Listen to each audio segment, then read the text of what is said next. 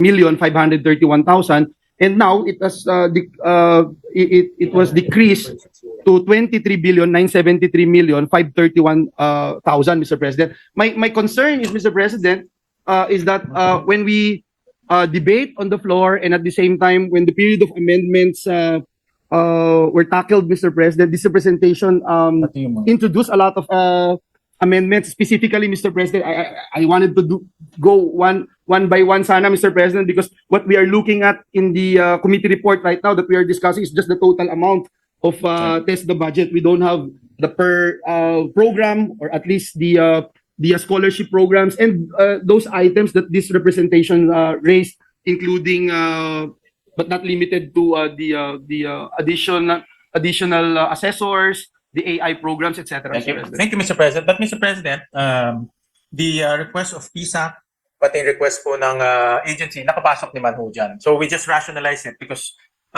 we also saw during the plenary debates na utilization nila is only 66% in 2024. In fact, in 2025 is only 23%, Mr. President. So even though we put the amounts, there's a risk na hindi ho nila magagamit. But still, pasok pa rin to ho sa request ng PSAC, request po ng ibang mga ng agency, Mr. President. Perhaps, Mr. President, para hindi ho tayo tumagal, may we know how much is the budget now for the special training for employment program, for instance, Mr. President? The training for work scholarship program. Because these are items, Mr. President, that we raised during the interpellations and the period of amendment. Yeah, so let me get the exact we just numbers. wanted to find out, Mr. President, if the amendments that we introduced were carried, Mr. President.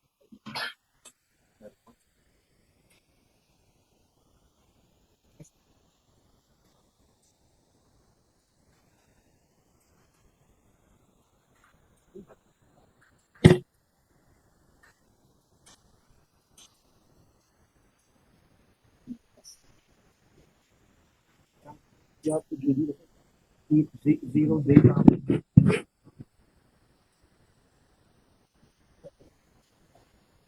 Yes, that's what I yung sa report na.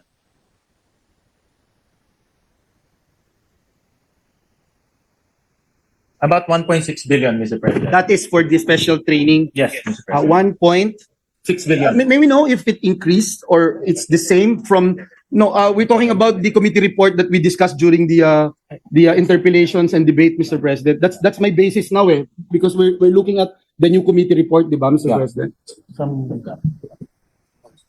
So if we can use it as a basis, Mr. President, yung interpellations and debates natin on the floor, because from that's the main reason that this representation introduced an amendment, Mr. From the NEP level, tumaas po siya by 50 million, Mr. President. Yes, from the NEP level, but from the committee report during the debates, Mr. President, on the floor, nadagdagan po ba? Because remember, again, Mr. President, let me emphasize, that's the main reason that this representation proposed an amendment.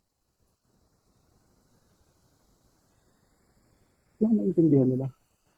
Plus 50 million, Mr. President, from the So, committee reports. Tumaas po From siya. so meaning to say, Mr. President, the amendment that this representation introduced was carried. Yes, Mr. President. That's all I wanted. Correct, Mr. President. I just want to make sure the numbers kasi maraming programs. Alam niyo naman, Thank you. Antesta has Thank you, numerous Mr. programs. President, because that's Just wanna make sure, the Mr. beauty of asking these questions. Because right now, what we have is a lump sum talking about the entire budget of the Technical Education Skills Development Authority. We tackled a lot of issues here, not only the community-based training program. We also tackled, Mr. President, the plight of and the shortage of our assessors, not only attending to our students in the K-12 program, but also for the entire technical vocational education and training sector. So may we know, Mr. President, also, perhaps the question that I would raise na lang, Mr. President, if the committee report adopted also our suggestion, our proposal in increasing the budget for the increase of training and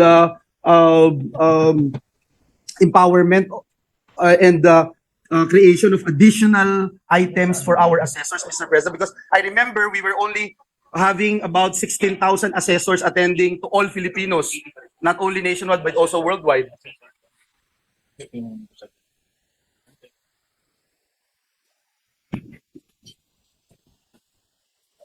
The committee report, Mr. President, or in second meeting version? Let's see. That's 80 million, Mr. President, is the amount. There was an increase. No, the amount for in the second reading version is 80 million, Mr. President. I will help your staff, Mr. President, distinguished colleague. So nag-increase po, Mr. President. Ako na ho magtutulong sa inyo. Nag-increase po. So does it means na na-carried po yung ating pinropose na Yes, amendment? Mr. President. Sorry, Thank you. Dami kasing data. I know, Mr. President. Thank you, Mr. Apologize for the President. delay. But I think it's just a simple question. Ang question lang naman po natin is whether or not the proposed amendments that we introduced were carried, Mr. President. So it was carried, Mr. President, and it increased by about 30 million, Mr. President. And with that increase, Mr. President, we are looking at, again, increase in the number of our assessors because 30 million was added.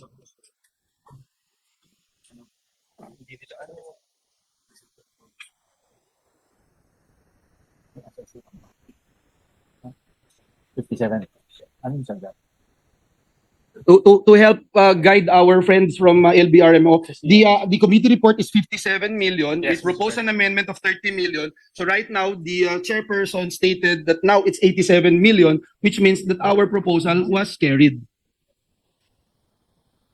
Mr. President, it's still 57 million, Mr. President. So I think the 80 million is a different account, Mr. President.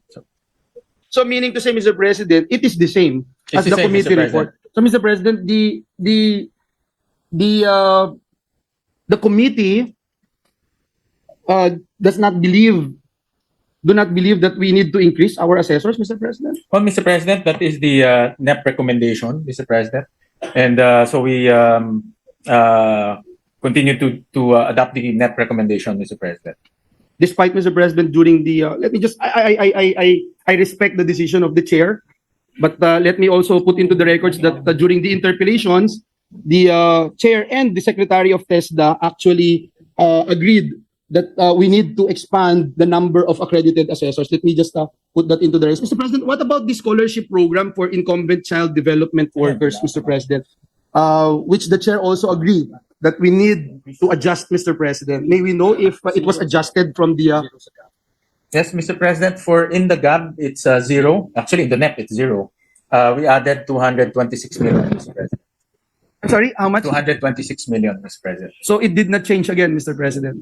In the NEP, it's Yeah, zero. again, my basis, In Your GAB, it's Honor, and if the LBRMO staff would listen to this representation, my basis is the committee report that we discussed during the Yes, interpellations and debate. So please don't feed our chairman data coming from the NEP because I'm already talking about the committee report that we discussed during the period of interpellations and the reason why this representation proposed an amendment. Yes, We Mr. just wanted President. to find out kung kasuklo o hindi. So hindi po kasama, Mr. President. Last but not the least, Mr. President, is our proposal to put in scholarship program for AI upskilling. Kasama pa rin po ba ito? Because in the committee report that we discussed, zero po yun, and we propose to increase the budget. Yes, it's included, Mr. President. It's part of the 1.8 billion that was added, Mr. President. So it was carried, Mr. Yes, President? Mr. President. Thank you. Thank you very much, Mr. That President. one I'm sure because I Yeah. remember reading it, Mr. Yeah, President. last but not the least, Mr. President, what about the provisions that we introduced, Mr. President? Is the chairman amenable to that? Carving the budget, for example, for the Tulong Trabaho Fund for our AI and for our TVET. Actually, Mr. President, we conferred with TESDA. Yung buong amount na yun is for EBET, Mr. President. So we added a special provision na yung amount na allocated gagamitin din po sa EBET. We carried it but we modified it a bit, Mr. President. So, meaning to say, it was carried. Yes, Mr. President. I think it's very important, Mr. President, just to put on record and for the sake of those who are listening and watching us live, Mr. President, yung enterprise-based education and training po kasi yan ho ang pinakamataas Tama, Mr. na President. employment I agree. rate at pinakamalaking pinagkukuhanan ng ating TVET sector na paglikha ng trabaho dahil tinetrain po sila doon sa workplace nila. So, I'm glad, Mr. President, that it's there and thank you. So, Mr. President, there's a 1.6 billion peso allocation for tulong trabaho. Dati ho wala Yes. yun eh. So, that's the new amount added this year, Mr. President. And portion will be The allotted. entire amount, Mr. The President. entire The amount will be IBET na. Correct, Mr. President. The entire amount can be used for EBET, Mr. Can be President. used. Yeah. I, But that I, is I, I will agree with that na can be used, but the entire amount to be used in IBET parang hindi po yun magsasubscribe doon po sa spirit of the law that we passed, which is the trabaho para sa bayan law. The direction of the department when we were consulting with him, buong tulong trabaho gagamitin na po sa EBET. Yun po yung direction nila this coming 2026, Mr. President. Yeah. At pwedeng gamitin, no? Yeah. May I just put into the records may reservation kung lahat gagamitin, but may be used, Mr. Yes, President. may be used. Mr. Thank you. Thank you, Mr. President. Thank you, Mr. Chairman.